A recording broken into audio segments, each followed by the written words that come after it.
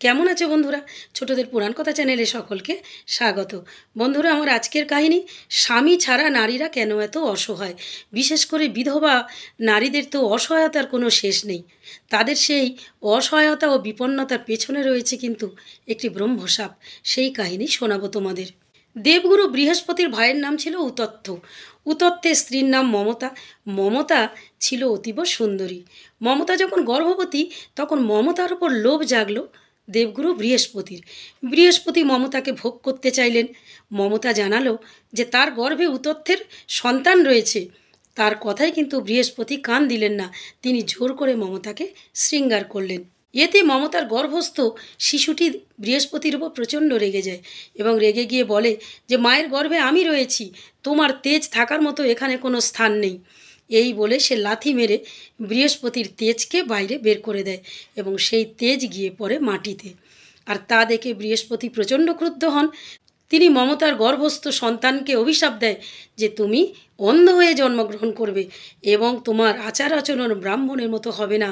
কেউ তোমাকে মানবে না, সবাই তোমাকে অবহেলা করবে। কিছুদিন পর মমতা একটি পুত্র সন্তানের জন্ম দেয় এবং সেই সন্তানটি দেখা যায় অন্ধ। মমতা তার নাম রাখেন দীর্ঘতমা।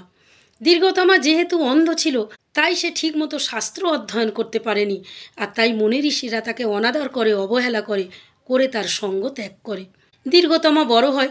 দীর্ঘতমার সঙ্গে প্রদেশী নামে একটি মেয়ের বিয়ে হয়। দেখা যায় বিয়ের পরে তার স্ত্রীও তাকে অবহেলা করে, তাকে কটু কথা বলে, তাকে লাঞ্ছনা দেয়। দীর্ঘতমা তার স্ত্রীকে জিজ্ঞাসা করে যে কেন তার স্ত্রী তাকে এত অবহেলা করছে। তখন প্রদেশী বলে যে তুমি তো অন্ধ, তুমি তোমার ভরণ পোষণ করতে পারছো না, তোমার বিবাহ করাই উচিত হয়নি। এ কথা শুনে দীর্ঘতমা দুঃখিত হয় এবং স্ত্রীর প্রতি ক্রুদ্ধ হয়। ক্রুদ্ধ হয়ে সে প্রদেশীকে অভিশাপ দেয়, এই লোভের কারণেই পরবর্তীকালে তুমি ক্ষত্রিয় বংশে জন্ম নেবে। আমি তোমাকে অনেক ধন সম্পদ দিচ্ছি, দিয়ে আমি তোমার কাছ থেকে চলে যাচ্ছি।